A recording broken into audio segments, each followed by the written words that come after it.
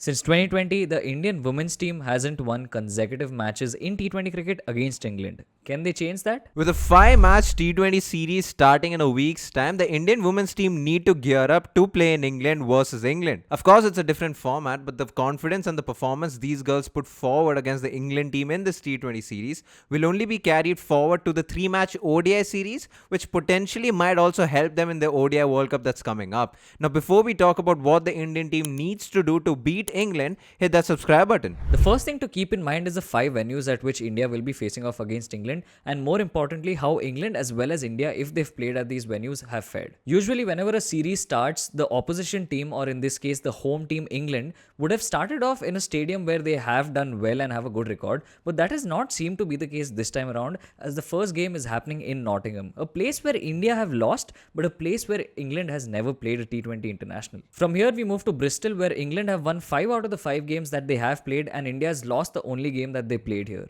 The third match will take place at the Oval, where England has played 3 T20Is and they've won all 3 of these. From there, India go to Manchester, where they play in the Old Trafford Stadium, and England there have played just the one game and won that match. That will be a new stadium once again for India to go and play. The fifth match will take place in Birmingham, which happens to be the place where both India as well as England have played most of their T20Is. Here, England have played 8 T20Is and they've won 5 of them, whereas India has played 5 T20Is and won 3 of them. What's more curious is to see how the England team have done in the T20 format since 2020. Of course, they do have a new captain right now and they whitewashed the West Indies. But it's important to understand the trends the team has been carrying since 2020. The England women's team at home since 2020 have had a staggering record in the T20 format. Out of the 39 games that they have played at home, they won 31 of them and lost only 7. In fact, since 2024, the England team hasn't lost a T20 match at home. It's insane if you think about it. And even the 8 matches that they have lost, interestingly enough, India have won 4 matches out of the 8. Even though the England team have found success batting first because they won 17 occasions batting first out of 39. It has been a double-edged sword because out of the 8 occasions that they have gone on to lose a game, 6 of them have come batting first. We also looked at the various different scenarios and the average scores, as you'll see in this table, for cases where England has batted first and won or lost, and similarly where they fielded second and won or lost. What stands out immediately is that on average, whenever England is batting first, they've generally done well and they've gone on to win games, as we also spoke about. England's average score in these cases is above 160. To be precise, it's 163, and their run rate in these situations has been 8.55. In cases where England have batted first and they've lost these matches, it is because they're not able to put up a big score on the board, and the average score in these cases is 125. One final interesting observation here is that in cases where England is chasing and they've lost, it has come only in 2 matches, and both of these situations have been against India. England have had a golden run since 2020, and this is not solely due to one player, but it has generally been a team effort.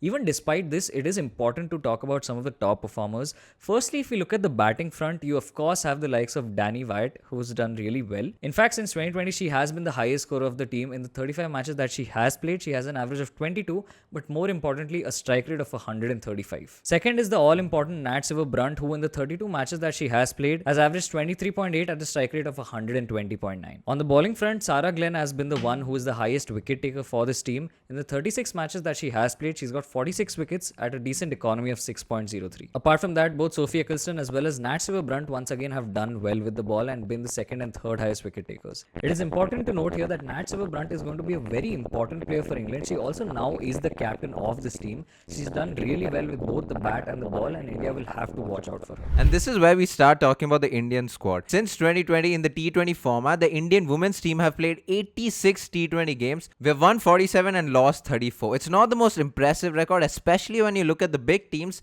where we have lost more games than won. Even against England since 2020, we've played 13 times against them and lost 8 of them. Interestingly enough, the Indian team has played 11 T20 games in England since 2020, even if it's not against them, and out of the 11 occasions, we have won 5 matches. Again, it's not the impressive record in England. From the team, if we go to the individual performances, it's not all that surprising if you look at the numbers. Since 2020, Smriti Mandhana has been the highest run scorer in the T20 format with a very impressive average and strike rate. She has an average of 33. In fact, to play at least 10 matches as a batter, she has the highest average for the Indian batter and a strike rate of 127. Shefali Verma, who's now back into the squad, is the second highest run scorer in the T20 format with an average of 25 and a strike rate of 127 once again. And if you look at the top 2 wicket takers for the Indian team in the T20 format since 2020. These names shouldn't surprise you, especially because we've made videos on these girls. So if you haven't checked that out, go check that out. The highest wicket taker for the Indian team is Deepti Sharma, who has played 86 games, picked up 96 wickets with a decent economy of 6.01. And the second highest wicket taker is again someone who's making a comeback into the T20 squad, is Radha Yadav, who's played 57 matches, picked up 59 wickets with a higher economy of 6.9. It will be very interesting to see how she's made a comeback or if she's even given a chance to begin with. If you look at this table, we've looked at the key Indian batters for this series, and we've looked at how they've been faring in terms of their batting average as well as their batting strike rate, not just in England but also versus England in England. Now, it is no surprise here that Harmanpreet Kaur is India's most experienced batter in English conditions. However, one thing that is already standing out is that she has a lower strike rate if you look at her in terms of comparison to someone like a Shefali Verma, Smriti Mandhana, Richa Ghosh, or even Jemimah Rodrigues. However, this does not mean that we discount Harmanpreet Kaur's contribution to this Indian lineup, because her experience is going to be key. In fact, India have played 12 T20 matches in England versus England, and Harmanpreet has been part of 11 of these. Of course, while all of these batters are important, it is tough to look past the contributions of Smriti Mandhana. In fact, especially against England is where her record really shines in the T20 format, as she's got only one single-digit score against this team. Another player who might be very important here is Jemimah Rodrigues, and I'm not saying this just because of the fact that her strike rate or her averages are high, but also because of the fact that she was a part of the 100 and she has also undertaken the new role of finishing games for this Indian lineup. She had an average of 41.5 in the 100, and even beyond this, Jemmy will be batting at a higher position. And not only that, she's also worked on her power hitting, and this was also evident in the ODI series that have happened recently. All of this makes it very exciting to see how Jemmy will go in this series. It's no surprise that the batting order looks solid and settled, but what is more concerning and the bigger hole for the Indian team, especially in this format in the last couple of years, has been the bowling lineup. If you look at our 9 possible bowling options, 6 of them have never played in England. In fact, 4 of them have never played a T20 international, which is concerning not only because of England's record in England since 2020, but if you look at the Indian bowlers, they're walking in with a lot of inexperience. And this is exactly the concerning bit, right? Because there's so much chopping and changing happening, and because you have so many youngsters who are insecure about the position, you're expecting them to perform in England against a solid English setup away from home and hoping to win the series. But if you were to look at the positives, there are a few that the Indian team can hold on to.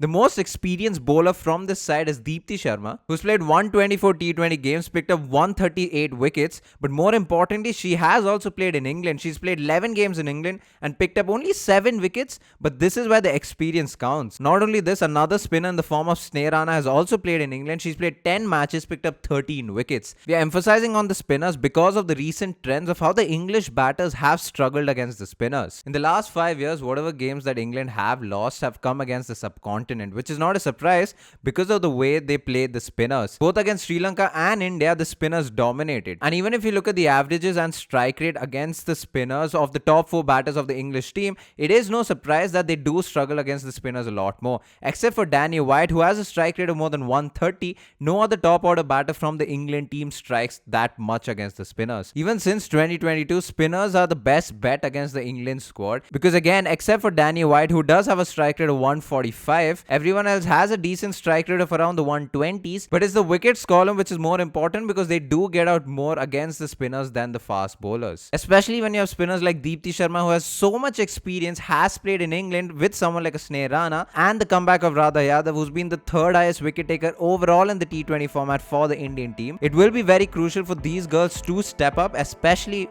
when the fast bowlers are very, very inexperienced, if not haven't played the T20 format at all. Now, this has been a video on what the Indian team needs to do to beat England in England. It will be a very interesting and an important T20 series, after which we will cover the ODI series. So like, share and subscribe, all that good stuff if you haven't already. If you haven't checked out our socials, do that too. All of our links are in the description below. Thank you so much for watching. Peace.